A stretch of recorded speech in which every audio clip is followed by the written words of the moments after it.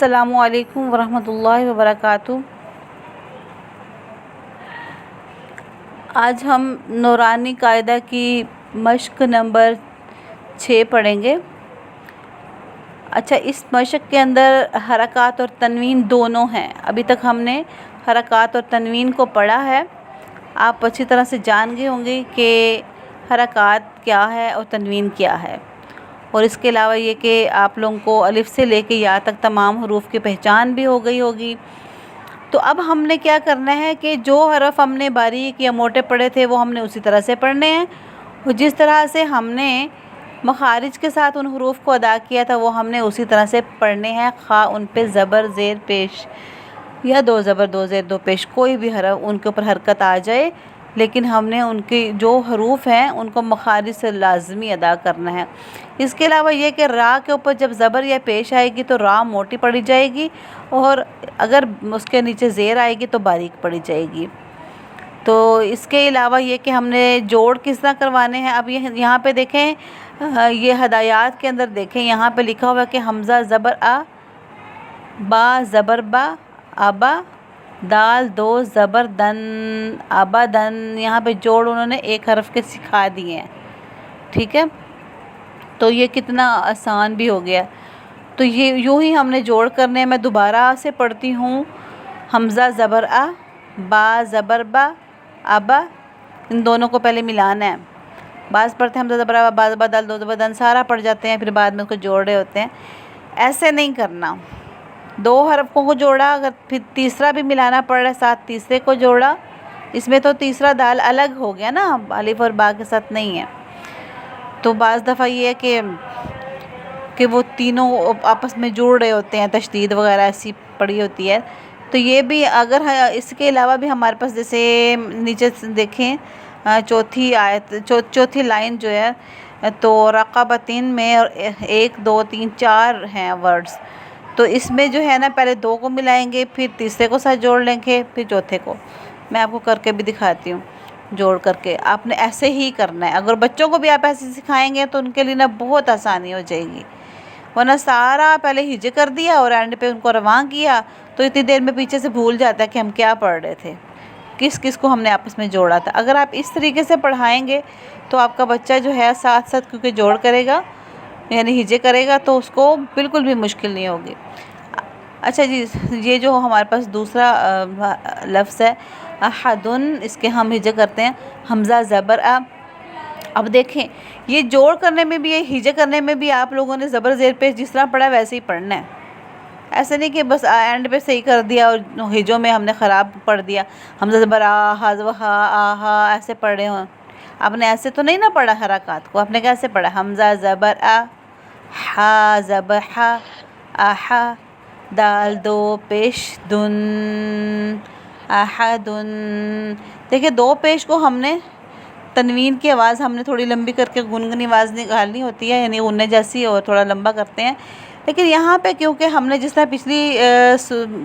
پچھلی تختی میں سیکھا تھا، تنوین کی تختی میں، کہ آگے ہمارے پاس حروف حلقے میں سے یعنی 6 جو ہمارے پاس حروف ہیں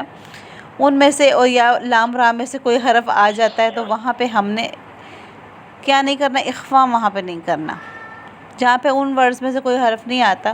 پھر اخفا کرنا ہے، تو یہاں پہ بھی ہم اسی قانون کے تحت چلیں گے، ٹھیک ہے۔ اب آبادن پہ ہم نے دن پہ، ویسے تو اگر اکیلا ہوتا نا ہم نے غنہ کرنا تھا، لیکن ہم کیونکہ یہاں پہ مشق کر رہے ہیں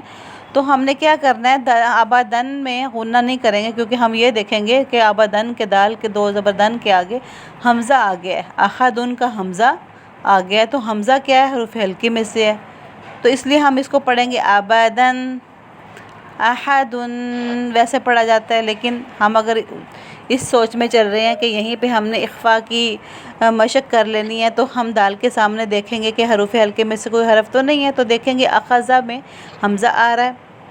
جو کہ حروف حلقے میں سے ہے، دال کے فوراً بعد، دال دو پیش نون کے تنوین کے فوراً بعد، تو تنوین کے بعد جب حروف حلقے میں سے کوئی حرف آتا ہے تو وہاں پہ اخفا نہیں ہوتا۔ اچھا، آپ میں سے کسی نے نا ابھی جوائن کیا ہے تو وہ اپنا مائک آف کر لیں۔ اخذہ، اخذہ کے ہجے ہم نکالیں گے، حمزہ زبر خا زبر خا، اخا، ذال زبر ذا، اخذہ، اخذ، اب اس میں تو کیونکہ تنوین نہیں ہے یہاں پہ دیکھنے کی ضرورت نہیں ہے کہ آگے حروف ہلکے میں سے یا لام میں سے کوئی حرف آ رہا ہے یا نہیں آ رہا، اس کو تو ہم نے ایسے ہی پڑھنا۔ دیکھیں آپ، حمزہ زبر خا خا زال زبر، 3 حرف ہیں تو تینوں پہ زبر ہے، اور زبر کو لمبا نہیں کرتے، گویا کہ ہم نے تینوں حروف کو لمبا نہیں کرنا، اور ہم نے ہجے کرتے وقت بھی اس کو لمبا نہیں کرنا ہے، اور ہم نے اس کو رواں کرتے وقت بھی لمبا نہیں کرنا ہے۔ اخذ، آگے حمزہ زبر ا، زال زے زی، ازی، نون زبر نا، ازینا۔ اچھا، اب مجھے کوئی یہ نہ سنائے حمزہ زبر ا، زال زے زی، نون زبر نا، سارا اکٹھا سنا دیا اور اکٹھا ہی رواں کر دیا۔ میں آپ کو کیونکہ بتا چکی ہوں، اسی وجہ سے میں سارے ایک ایک جو ہے اب اس کو ہم کیا کہیں گے، الفاظ کہیں گے، ہر الفاظ کے اوپر میں آپ کو، ہر لفظ کے اوپر میں آپ کو جو ہے نا ایک تفصیل سنا رہی ہوں، ورنہ میں آپ کو صرف سنا کے اور پڑھا کے چلی جاتی۔ جو میں ساتھ ساتھ ساری چیزیں بتا رہی ہوتی ہیں یہ بہت زیادہ اہم ہوتی ہیں، ان کو آپ اپنے جو ہے نا اچھی طرح سے بٹھا لیا کریں دماغ کے اندر، تو ان پہ عمل بھی کیا کریں، بھولا نہ کریں۔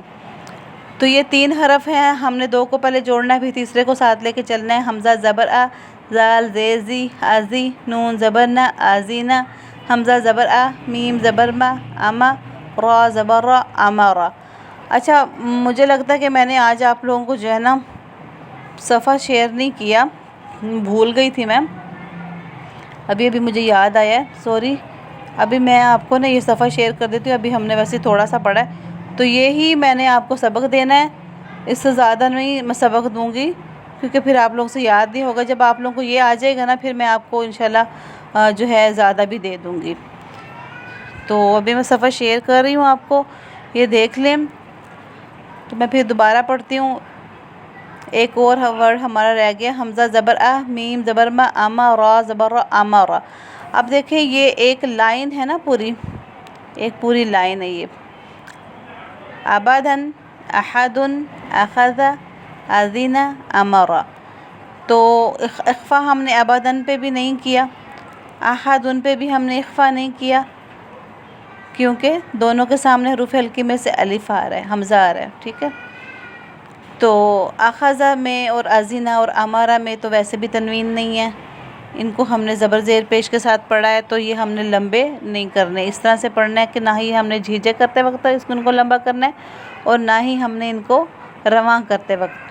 اور ایسے بھی میں پڑھاتی ہوں کہ ہیجے نہیں کروا رہی، ایسے پڑھا دوں کہ میں کسی سے سنوں، میں کسی کو کہوں کہ آپ نے ہیجے نہیں کرنے، آپ مجھے ایسے رواں سنا دیں، تو آپ لوگوں نے ایسے سنانا ہے، ابدن، احدن، اخذ، اذن، امرا۔ اچھا، اگر کوئی جس طرح کوئی نیا بندہ ہے آپ سے کہے ابدن سنا دیں خالی، تو آپ نے اس کو ابدن پڑھنا ہے، تنوین کو لمبا کر کے پڑھنا ہے، احدن کو احدن پڑھنا ہے۔ لیکن کیونکہ ہم یہاں پہ، میں نے پہلے بھی بتایا کافی دفعہ کہ ہم یہاں پہ اخفاء کی مشق کر رہے ہیں، ہمیں تو پتہ ہے نا ہم اخفاء کی مشق کر رہے ہیں، تو ہم اس لیے آگے دیکھتے ہیں اگلا ورڈ جو ہے ہمارے پاس حروف ہلکی کا تو نہیں ہے، اگر ہوگا تو وہاں پہ ہم نے اخفاء نہیں کرنا ہوتا، اظہار کرنا ہوتا ہے۔ تو کیونکہ یہاں پہ ان دونوں ورڈز کے سامنے ابدن اور احد، ان کے دونوں کے سامنے حروف ہلکے میں سے حمزہ آ رہا ہے، اس لیے ہم یہاں پہ اخفاء نہیں کر رہے ہیں، ٹھیک ہے۔ تو آج تک کا ہمارا اتنا ہی سبق، انشاءاللہ پھر اگر نیکسٹ سبق جب پڑھیں گے تو پھر ہم حاضر ہوں گے۔ تو اجازت دیجیے، اللہ حافظ، السلام علیکم ورحمۃ اللہ وبرکاتہ۔